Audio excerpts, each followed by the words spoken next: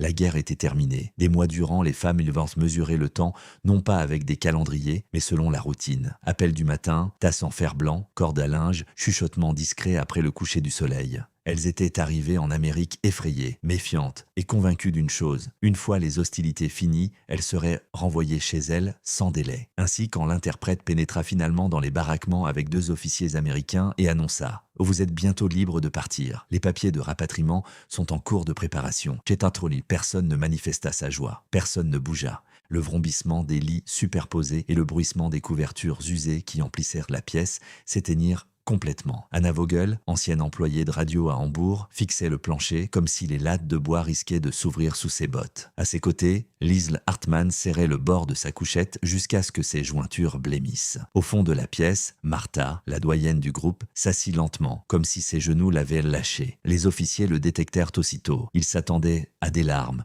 un soulagement, peut-être même des rires. Au lieu de cela, ils aperçurent quelque chose qu'ils ne comprenaient pas tout à fait, de la peur. Le capitaine Robert Hayes, qui avait géré l'administration du camp depuis presque un an, s'avança. « Quotin » demanda-t-il à l'interprète à voix basse. L'interprète acquiesça. Hayes tourna son regard vers les femmes, dit-il, parlant assez lentement pour que la traduction puisse suivre. C'est alors qu'Anna leva les yeux et d'une voix à peine audible, articula « S'il vous plaît, ne nous obligez pas à partir ». La phrase résonna plus fort qu'aucun d'eux ne l'avait anticipé. Même les gardes postés à l'extérieur des baraquements tournèrent de la tête. Pendant quelques secondes, le silence régna. L'interprète hésita, presque comme s'il pensait avoir mal compris, mais Anna répéta, cette fois plus fort, « S'il vous plaît, ne nous renvoyez pas ». L'atmosphère de la pièce se transforma. Ce qui avait été une annonce devint une confession. Une à une, les femmes commencèrent à s'exprimer. Non pas dans la panique ou le chaos, mais avec la fragilité et la prudence de celles qui avaient trop longtemps retenu leurs émotions.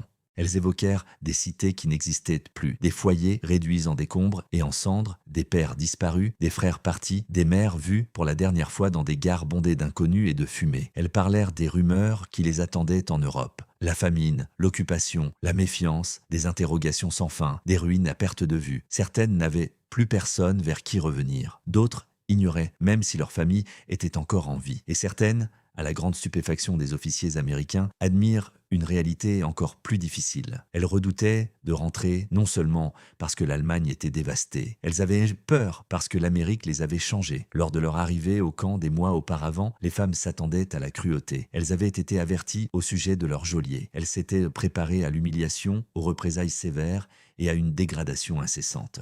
Au lieu de cela, elles découvrirent des règles, de l'organisation, des repas servis à l'heure, des infirmières qui soignaient les fièvres sans invective, des gardes qui aboyaient des ordres, certes, mais ne les frappaient pas, un dentiste qui répara une dent cassée, un cuisinier qui glissait du pain supplémentaire aux malades, un aumônier qui leur permettait d'emprunter des livres dans une langue qu'elles connaissaient à peine. Des petites choses, mais après des années de guerre, les petites choses devenaient immenses. Au début, les femmes se méfiaient de tout cela. Chaque drap propre, chaque tasse de café chaud, chaque acte de bonté discret semblait être un piège. Mais le piège ne se referma jamais. Les semaines défilèrent, puis les mois. Certaines des femmes étaient affectées à la laverie. D'autres travaillaient dans le potager. Quelques-unes aidaient à raccommoder les uniformes ou à trier les fournitures médicales. Elles apprirent le rythme du camp, la personnalité des gardes et même les bruits lointains de la vie américaine au-delà des clôtures. Des moteurs de camions, des radios, des matchs de baseball joués quelque part hors de vue. Et lentement, quelque chose d'impensable advint. Elles cessèrent d'anticiper le pire. Anna se remémora le moment exact où cela changea pour elle. Un après-midi, pendant un orage estival, l'électricité avait vacillé dans une partie du camp. La pluie s'abattait si fort sur le toit qu'elle couvrait les conversations. L'eau s'infiltrait sous la porte de la cabane de ravitaillement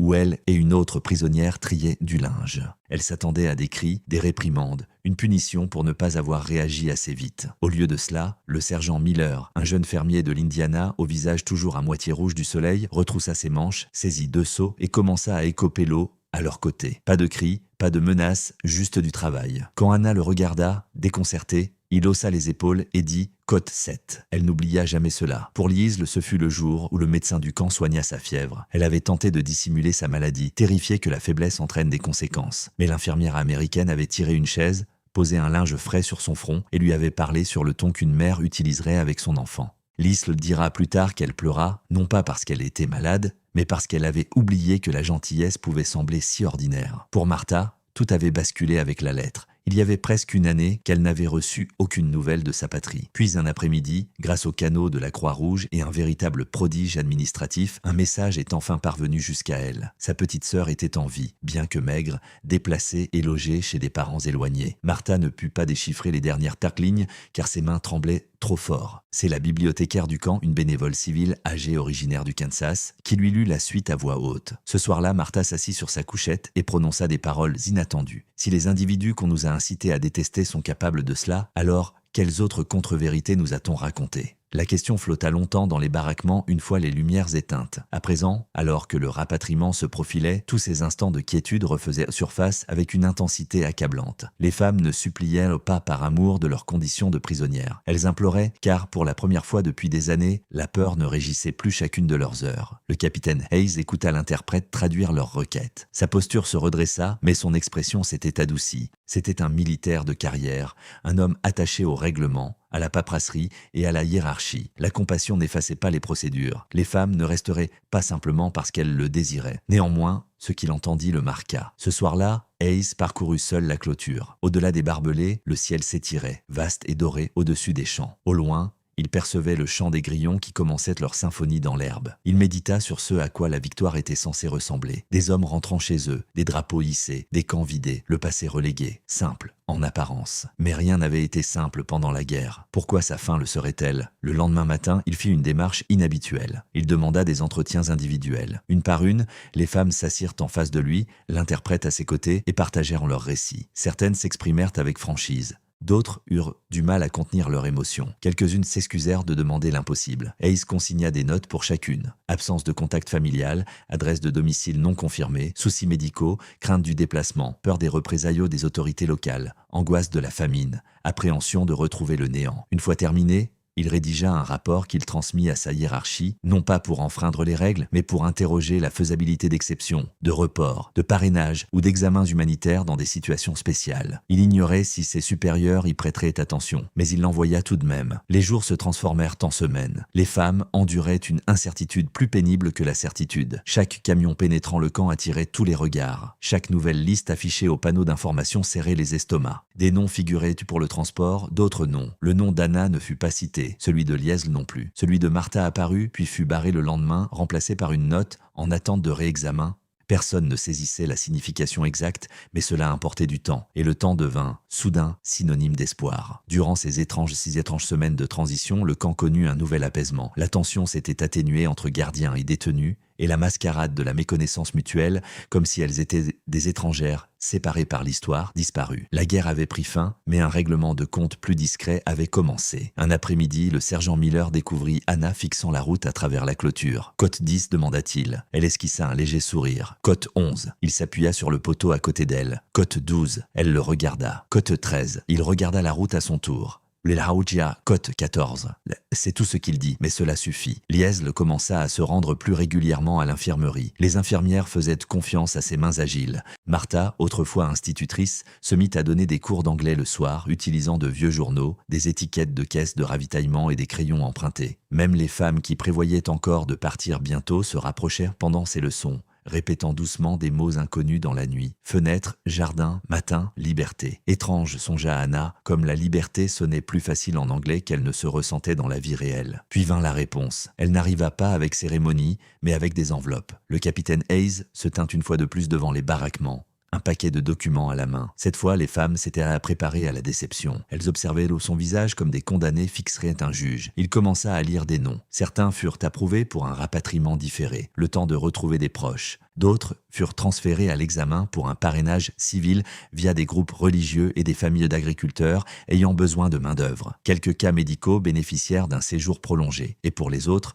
le transport vers leur foyer se poursuivrait comme prévu, mais avec des contacts d'aide, des adresses enregistrées et des provisions organisées avec plus de soin qu'auparavant. Ce ne fut pas un miracle. Toutes n'obtinrent pas ce qu'elles désiraient. Certaines pleurèrent de soulagement, d'autres pleurèrent parce que le report n'était pas permanent, mais quelque chose avait changé. Leurs suppliques n'avaient pas été ignorées, dissipées dans un mur d'indifférence. Quelqu'un les avait entendues. Lorsque Anna entendit son propre nom, suivi des mots « placement agricole temporaire en attente d'approbation », elle porta ses mains à sa bouche et s'effondra sur la couchette la plus proche. Liesl l'enlaça vivement. Martha, apprenant que son dossier resterait à l'étude humanitaire, ferma simplement les yeux et murmura. Le capitaine Hayes, ayant plié le dernier document, leva la tête. « Code 17 », déclara-t-il via l'interprète. « Mais j'ai pu au moins m'assurer que vos voix soient entendues. » Initialement, aucune femme dans la pièce ne bougea. Puis Martha se leva, traversa lentement le baraquement et tendit la main. Hayes hésita, une fraction de seconde seulement, avant de la lui serrer. Des années plus tard, la fin du conflit serait commémorée par des titres de presse et des cartes,